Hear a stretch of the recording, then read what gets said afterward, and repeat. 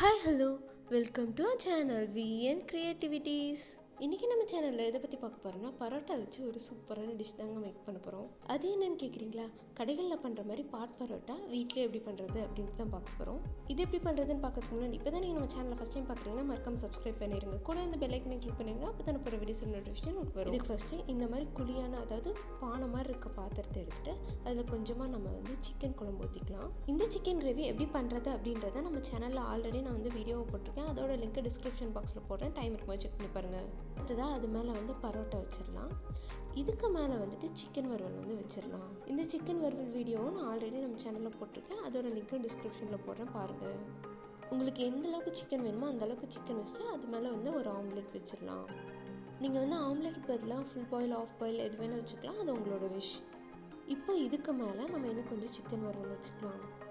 அல்லது உங்களுக்கு வேணும் அப்படின்னா நீங்கள் கிரேவி கூட ஊற்றிக்கலாம், அது உங்களோட விஷ். உங்களுக்கு எந்த ஆர்டரில் வேணுமோ அந்த மாதிரி வச்சு அடுக்கிக்கோங்க. நீங்கள் எனக்கு ஆம்லெட் ரொம்ப ஊறி நசநசன்னு ஆகிடக்கூடாது, அதனால நான் சிக்கன் வறுவல் வச்சுருக்கேன். உங்களுக்கு வேணால் நீங்கள் கிரேவி கூட ஊற்றிக்கலாம். இப்போ இதுக்கு மேலே இன்னொரு பரோட்டா வச்சிடலாம். நான் கடையில் வாங்கின பரோட்டா தான் யூஸ் பண்ணுறேன். உங்களுக்கு வேணால் நீங்கள் வீட்டிலே மேக் பண்ணிக்கோங்க. அடுத்ததாக வீட்டில் செஞ்ச சிக்கன் கிரேவி ஊற்றிடலாம். எனக்கு பர்சனலாக வீட்டில் செய்கிற சிக்கன் கிரேவி தாங்க பிடிச்சிருக்கு. கடையில் வாங்குறது அந்த அளவுக்கு பிடிக்கல. ஸோ நான் வீட்டில் இருக்கிறதே யூஸ் பண்ணிட்டேன். உங்களுக்கு வேணால் நீங்கள் கடையில் வாங்கி யூஸ் பண்ணிக்கோங்க. இதுக்கு நான் மொத்தமாக பாட் பரோட்டாவே கடையில் வாங்கிடுவேன் அப்படின்னு நீங்கள் நினைக்கிறீங்களா? நம்ம கடையில் வாங்கினா ஒரு நார்மல் பரோட்டாவோட விலை 10 to 12 ருபீஸ் தான். மிஞ்சி மிஞ்சி போனால் 15 ருபீஸ்ங்க. இப்படி வாங்கினா நம்ம ஒரு 5 பரோட்டா வாங்கினா கூட அது 100 ருபீஸ்க்குள்ளே தான் வரும். கடைகளில் பாட் பரோட்டாவில் ரெண்டு பரோட்டா தான் வச்சுருப்பாங்க. அது 200 ருபீஸ் அந்த மாதிரி சொல்கிறாங்க. இந்த மாதிரி நம்ம செஞ்சோம் அப்படின்ட்டோன்னா நமக்கு பாதிக்கு பாதி செலவு கம்மியாகுது. அண்ட் அதில் சிக்கன் பீசஸும் அந்தளவுக்கு இருக்கிற மாதிரி எனக்கு தெரியல. இதில் நம்ம இஷ்டத்துக்கு எவ்வளோ சிக்கன் பீசஸ் வேணுமோ அவ்வளோ நம்ம வச்சுக்கலாம். அண்ட் பரோட்டாவும் நம்ம நிறைய வச்சுக்கலாம். அதில் ரெண்டு பரோட்டா அல்லது 3 பரோட்டா அப்படி தான் வச்சுருப்பாங்க.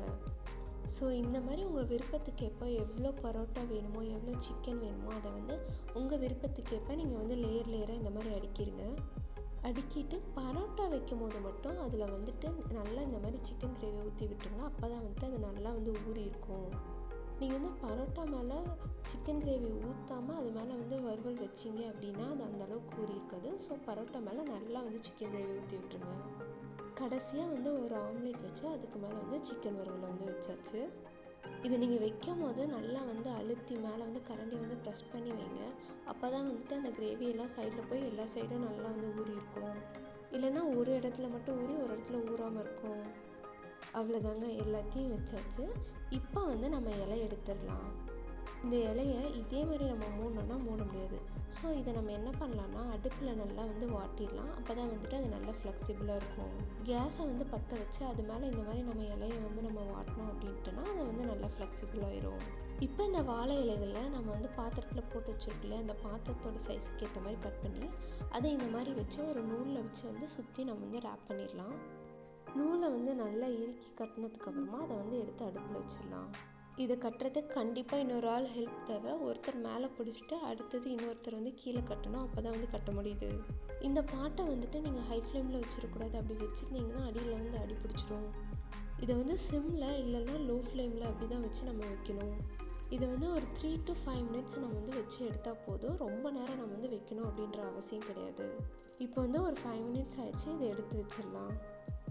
இப்போ இதை கட் பண்ணி உள்ளே ஓப்பன் பண்ணி பார்த்துடலாம். இதை கட் பண்ணி எடுத்ததுக்கப்புறமா நல்லா சூடாக இருக்கும் போதே சர்வ் பண்ணியிருக்கேன். அப்போ தான் சூப்பராக இருக்கும்.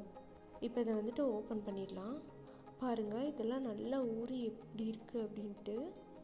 பரோட்டாலாம் அந்த கிரேவியில் நல்லா ஊறி சூப்பராக இருக்குங்க. நான் இதை லேயராக எடுத்து கட்டுறேன், பாருங்கள். யூஸ்வலாக பரோட்டா ஊறினாலே செம்ம டேஸ்ட்டாக இருக்கும். அது சிக்கன் கிரேவியோட நல்லா ஹீட்டில் ஊறினா எப்படி இருக்கும், செம்ம டேஸ்ட்டாக இருக்கும்ல. என்னைக்காவது ஒரு நாள் வீட்டில் பரோட்டா வாங்கினீங்கன்னா இந்த மாதிரி செஞ்சு பாருங்கள். ஆக்சுவலி என் ஹஸ்பண்ட்க்கு பரோட்டானா ரொம்ப பிடிக்குங்க. அவர் இது ரொம்ப விரும்பி சாப்பிட்டார். உங்களுக்கு தெரிஞ்ச யாருக்காவது பரோட்டா ரொம்ப பிடிக்கும்னா அவங்களுக்கு இந்த வீடியோ ஷேர் பண்ணுங்கள். அண்ட் நீங்களும் இதை செஞ்சு பார்த்து எப்படி இருந்ததுன்னு எனக்கு கமெண்ட்டில் சொல்லுங்கள். இந்த வீடியோ பிடிச்சிருந்ததுன்னா லைக் பண்ணுங்கள், ஷேர் பண்ணுங்கள், கமெண்ட் பண்ணுங்கள் அண்ட் மறக்காமல் சப்ஸ்கிரைப் பண்ணிடுங்க. தேங்க்யூ ஃபார் வாட்சிங். பை.